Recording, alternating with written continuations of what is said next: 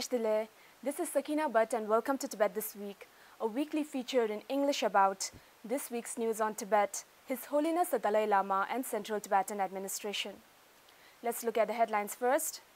Wherever you go, uphold Tibetan values of compassion and peace, His Holiness tells Tibetan national football team. Education institutions alone have responsibility to nurture physical and inner well-being, says His Holiness the Dalai Lama. CTA to award 210 million Indian rupees to support Tibetan livelihood development.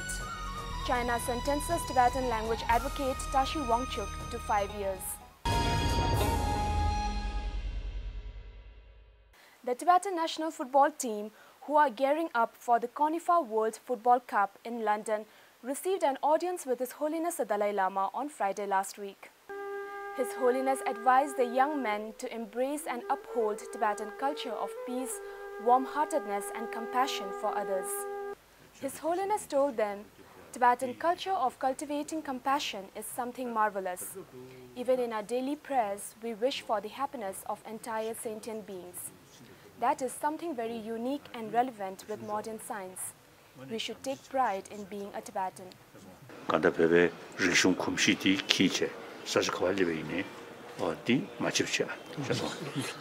The team also briefed the press to announce the Tibet national team's participation in the upcoming World Cup.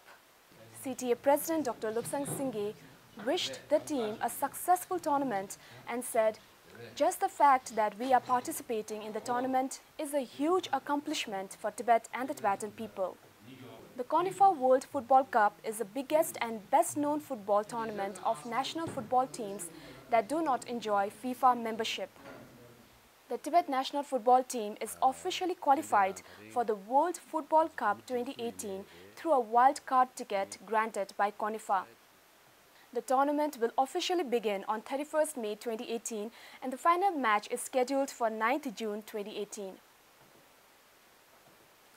His Holiness the Dalai Lama, in a teleconference meeting with devotees from 3 Vietnamese cities and a group of Vietnamese at his residence, underlined the responsibility of education institutions to nurture both physical and inner well-being on Monday this week. His Holiness argued that education system as a source of intellectual nourishment has neglected basic human nature and its needs. His Holiness said that one should focus on the inner well-being to bring peace into individual lives as well as in communities and can be extended to the world. So therefore, I consider logic is very important. The Nalanda master, all these masters, when they explain about Buddha Dharma, Buddhist philosophy, always, you see, use logical approach. The Tibetan spiritual leader also spoke about his commitment to promoting religious harmony and understanding. On Tuesday this week, the Department of Finance of Central Tibetan Administration organized a press conference to launch the second Tibetan Refugee Livelihood Support Program. The Finance Department will provide amounts worth a total of 210 million Indian rupees, a minimal 4% interest rate to support livelihood of the most vulnerable, needy and unbanked members of the Tibetan community. This year's Tibetan Refugee Livelihood Support Program will benefit 1,525 beneficiaries and their families. The 4 main groups of beneficiaries were chosen by local joint liability groups. The program will provide packages ranging from Rs 1 to 6 lakhs to 1,525 beneficiaries residing within the 45 Tibetan settlements in India. The program will be implemented between June to August 2018. The program is funded by US aid and is implemented by SAD with cooperation from the Tibet Fund.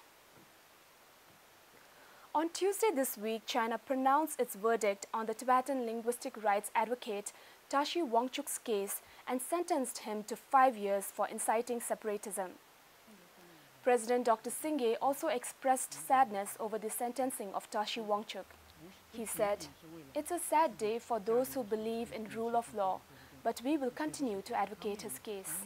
President Singye further said, Tashi Wangchuk was advocating the language rights of the Tibetan people as per the provisions in the Chinese constitution, and therefore his case highlights the lack of basic fundamental rights for Tibetan people in Tibet.